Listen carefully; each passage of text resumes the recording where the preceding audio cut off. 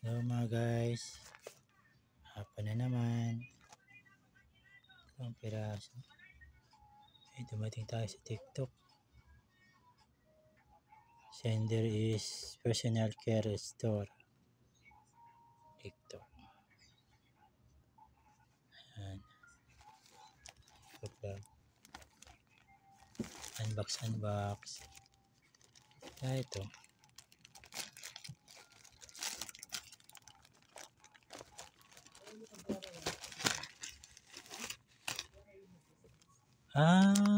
Ito. Ito na pwede sa inay. Sleeping pots pala to. Ilalagay lang dito sa tenga, oh. Sa likod ng tenga. Yung hindi ka nakakatulog. Ayan, ito pala yun. Na-order. Kaya pala manipis. Yung hindi nakakatulog, ilagay sa likod ng tenga itong sleeping pots upang ang mata ay matulog. Expiration niya is 2025. October 15, no? Expiration niya. Ayan guys, oh. Yung mga hindi nakakatulog, pwede na bumili.